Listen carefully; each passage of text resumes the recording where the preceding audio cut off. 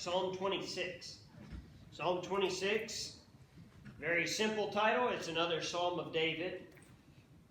If you were to read through the 12 verses of this psalm, I think you'd probably initially, especially if you didn't know David, you'd think perhaps they were the words of a very proud man. And you'll as you go through there, let's read just a few verses so you see what I'm talking about. It says, "Judge me, O Lord, for I have walked in mine integrity. I've trusted also in the Lord, therefore I shall not slide. Examine me, O Lord, and prove me. Try my reins and my heart. For thy loving kindness is before mine eyes, and I have walked in thy truth."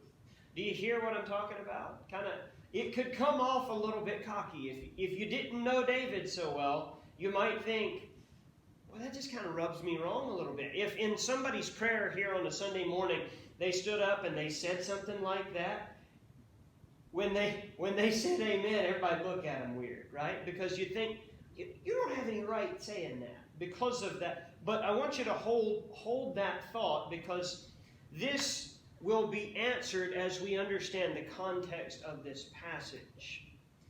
If you were ever brought into court and you were accused of a crime that you didn't commit, when the judge asked you, how do you plead, what would you say? Not guilty. In pleading not guilty, are you claiming perfection? What are you claiming? That you didn't do what they charged you. That you didn't do that thing, right? You're not standing there. Nobody who stands in court and says not guilty is claiming that they've never broken a law. They're saying, I didn't break that law. I'm not guilty of what I am accused of. And when you take that, put that overlay on Psalm 26, and it'll make a little bit more sense, and it takes away any perceived arrogance that we would have. Some believe that in the context of Psalm 26, that David had been accused of fraternizing or associating with evil men. Can you think of anybody else who was accused of associating with evil men? Christ. Yeah. Christ, they said, this man is a friend of publicans and sinners. They called him a glutton and a winebibber because of it. But against this type of an accusation, David is defending himself against an accusation, you are a friend of evil men. And so David is going to deal with that. And it's interesting because, take it in a courtroom setting, David knows the judge. And that's kind of neat. Now, if you were to go in before, I don't have any friends who are judges. Any of you have a friend who's a judge? Okay. If you were to go into that friend's court, that friend would likely have to recuse himself. A friend who's a judge won't sit on your case. At least he shouldn't. It would be a rough thing if your friend was sitting in the bench and he looks at you. Why can a judge not be a judge if he knows the defendant? Can't be partial. Can't be partial. And anything else? It's a conflict. It's a tremendous conflict of interest, isn't it? If I'm friends with the judge and he wants to keep being my friend, then he should give me a not guilty verdict, right? If he wants to keep my friendship. What's the neat thing about God is that he is the perfect judge. So he doesn't need to recuse himself. But in this case, David is friends with the judge. And he comes in verse 1 and he says, "Judge me, O Lord. For I've walked in mine integrity, I've trusted also in the Lord, therefore I shall not slide." David instantly falls on the mercy of the court. He says, "Lord, I'm innocent of what I've been accused of." Imagine if you were standing trial and you were able to call the judge as your character witness. That would be a powerful statement to the jury or to those who would judge you. He says, "I've walked in mine integrity." Integrity meaning completeness or fullness or innocence. "Therefore, I shall not slide," meaning to slip or to totter or to shake. Lord, I've walked before you as best I know how. I'm not perfect, Lord. I'm not claiming innocence. I'm just saying, of what I'm accused of, I'm innocent. I haven't done that. I've walked as best I know how, according to the dictates of your law. And because of this, David is sure of his footing and of his standing before God, not as perfect, but as having trusted God for guidance. And so he says in verse 2, examine me, O Lord, prove me, try my reins and my heart. These are metallurgical terms, meaning to deal with metal work. It's when he says examine, prove, try, all three of those have the idea of to place a metal into a flame so that it heats up to the point and then you can scoop off the impurities. And David is standing here before the righteous judge and he says, hey, Lord, examine me, prove me, try my reins and my heart. Isn't there a zodiac sign that is in the reins in the body? There is something that has to do with the reins, but I'm not familiar with that exactly. He speaks of I think I know what you're talking about, but I can't place it exactly. I think in the zodiac signs there's a sign of the body is the reins. Very, very well, maybe. But when you talk about your reins, what are you talking about? Horses. Horses, yeah. I would expect that. If I were to say, if I were to tell my daughter, you need to rein it in a little bit.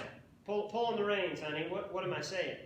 You practice some self-control. You need to have discipline, which is an inner trait. You're talking about the inner part, and that's what David's talking about. Okay.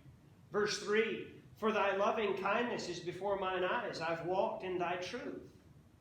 David has been aware of the goodness of God in his life. Lord, your loving kindness is before my eyes. And the loving kindness of the Lord is always before our eyes, isn't it?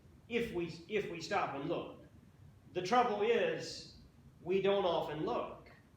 Romans 2 verse 4 says, the goodness of God leadeth thee to repentance. When you just sit and you pause and you think about the goodness that God has rained down on your life, it takes effort to maintain this awareness, though. In the midst of a busy schedule or in the midst of a perverse world, it's easy for us to shift our focus away from the goodness of God, away from the loving kindness of God. This awareness isn't going to happen by accident. It's going to be by faith. It's going to be by practice. It's going to be by habit of forming a good and a godly habit to be aware of the goodness of God on a regular basis. It takes gratitude is kind of a muscle that you have to work out or you'll lose it. You should practice seeing the good things that God gives you in your life. And we say, the goodness of God is before mine eyes. If you want to look for something to start thanking God for, thanking that you've got a set that you can see out of. God's been good. And from there you can expand dramatically. David is thankful for this. But now he's going to say a word about the wicked here in verse 4. He says, he's going to defend himself on the specific charge. You have associated with evil people. He says, I've not sat with vain persons, neither will I go in with dissemblers. I've hated the congregation of evildoers and will not sit with the wicked. Those who can be defined in these terms should not be our close friends. Those who would be called vain.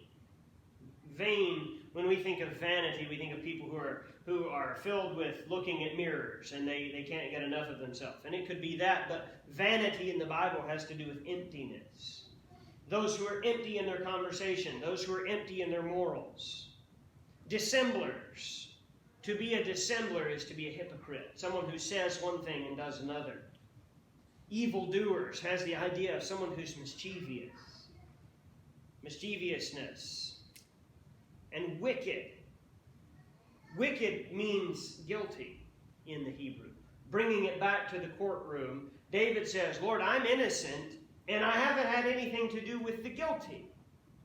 I'm innocent. I have your loving kindness before my eyes. I throw myself on your mercy. I ask you to speak for my integrity in this matter. In pleading his cause before the judge, David denies ever allying himself with those who fall into those categories just given.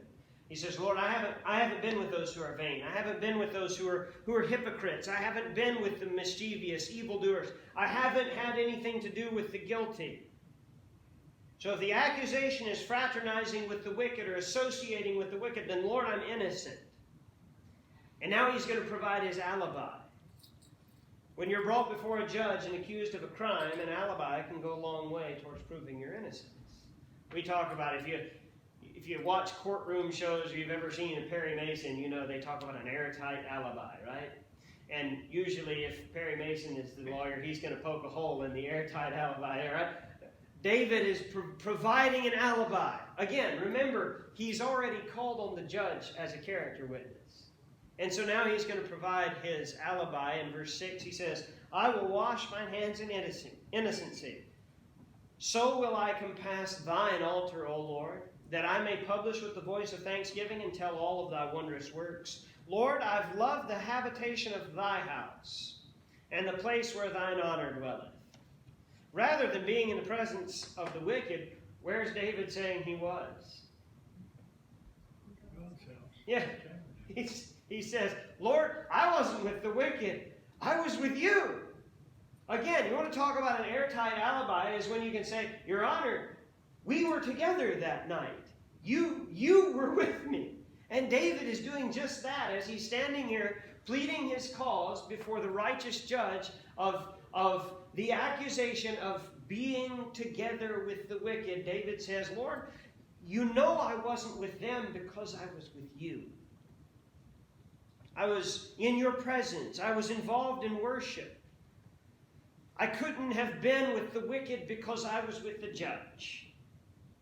And as believers, this is our or should be our alibi as well. As believers, we're to be sanctified. 1 Corinthians 6:11, the second part of the verse says, But ye are washed, but ye are sanctified, but ye are justified in the name of the Lord Jesus and by the Spirit of our God. What's it mean to be sanctified?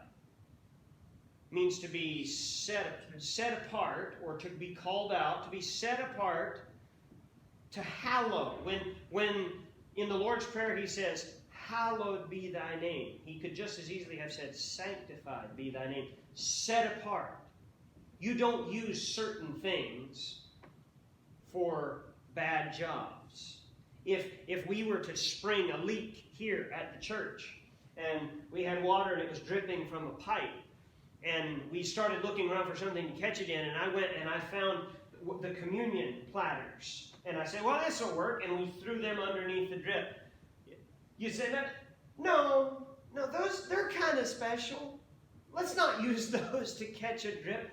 Let's use a bucket. Let's use something else. Because what? It's not that, in that case, it's not that they're holy. It's just they're set apart. They're kind of special.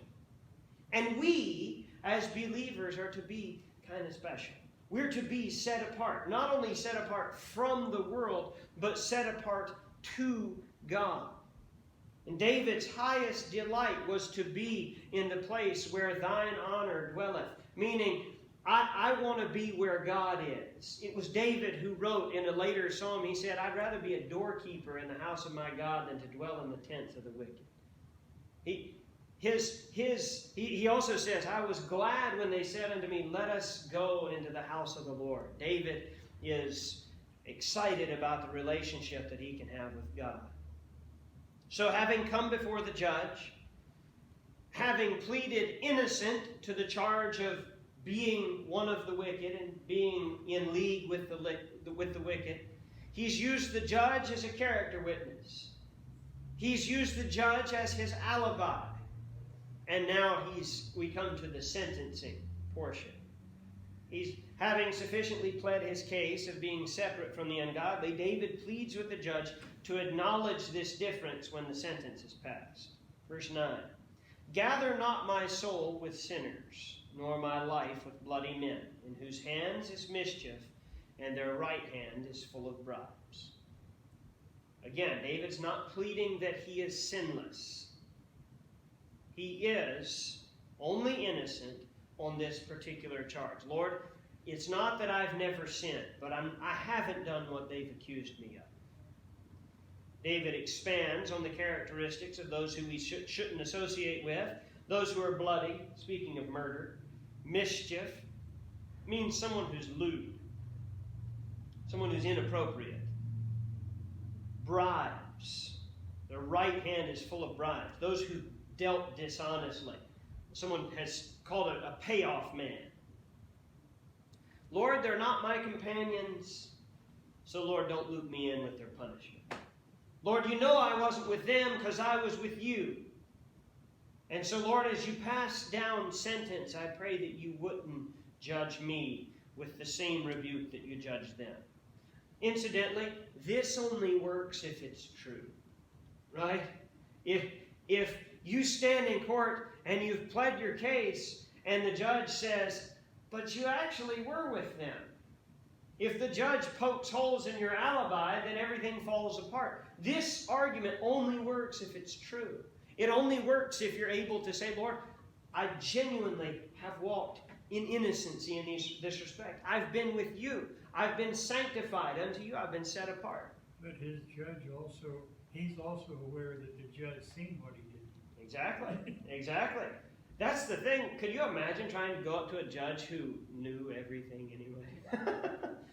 It would be either a tremendous blessing, as in this case, or a tremendous curse. Those who've been associated with wicked men can't plead this as David did. Because of how David weathers this court drama, as we've seen, he's able to come into an even place. In verse 11 it says, but as for me, I'll walk in my integrity. Redeem me. Be merciful unto me. Why would you need mercy? He says, because I was innocent of that, but Lord, you know I'm not innocent of everything. Lord, I'm not guilty of what they accuse me of, but you know I'm not perfect, so I need your mercy. My foot standeth in an even place. In the congregations will I bless the Lord. David places his case and his cause in the hands of the one who judges righteously. And in the midst of a world gone mad, David describes this place of total trust as, in verse 12, an even place. As a result of God's goodness to him, David commits to blessing the Lord for his goodness. Lord, I didn't do what they accused me of. You know it, because I was with you. But Lord, knowing that, I'm still going to bless you. I'll be back at your house soon. So in the context of this passage, you've heard the saying, if you lay down with dogs, you'll get up with fleas. Yeah, very true. Our lives are shaped, and our walk with God is shaped in part by those with whom we keep company. In David's case, he was accused of keeping company with those who were wicked. Be careful of your friendships and those who you allow to influence you. Obviously, this has to do with who you sit down and drink coffee with. But I would expand this to those who you allow to influence you. And we have lots of sources of influence in 2020. They come online, they come through our phone, they come through our television, they come through the computer, they come all over the place. We have all of these influences. Make sure that they don't fit in with these characteristics that are given of the evil men. But associating with unsafe people in and of itself isn't a sin. No. As a matter of fact, it's required if we're going to be like Jesus. Because remember, Jesus, he did associate with evil men. But how did Jesus associate with evil men? Educating them in the gospel. It was one-way influence. I have some people who are in my life who I wouldn't ask their opinion because, frankly, if they told me to do it, I'd do the opposite just on principle. But my influence, there are people, if you were to look through my Facebook friends, I don't know who many of them are, and because of that, I view it as this is a way for me to influence them. But I'm not looking for influence back. And Jesus did the same thing. Jesus sat down and he ate with publicans and sinners, and prostitutes, and all of these people. He sat down and he fellowshiped with them, but it wasn't so he could get in with the cool kids. It was because he was looking for an avenue of ministry. So, in David's case, David was being accused of allying himself with the wicked. In Jesus' case, he was accused by men who had very high rules. They said, you ate with a publican. And he said, you're right, I did. And I'll do it again because they that be whole need not a physician. And we'll look at that even this Sunday. But it's a pretty neat thing that, yeah, we should have relationships, but they're one way, not two-way. I have two-way relationships too. But those are people who meet certain characteristics. So they need to be a godly person. They need to be somebody who loves the Lord. Otherwise, I'm allowing an ungodly influence into my life, and we need to be very wary of that. As believers, we can and should throw ourselves on the mercy of the court. We know the judge. As we just sang, we have a friend. He calls us friend. And that's pretty awesome. All of this that we can learn from Psalm 26. Kind of a neat, when you put it in this context, and it really helped me because as the first time you read through it, you kind of get the idea, man, he feels pretty good about himself. But it's not that. He's coming at this from a perspective of, Lord, they're accusing me of this. You know I'm not sinless, but I didn't do that. And you're my witness. I wasn't with them because I was with you.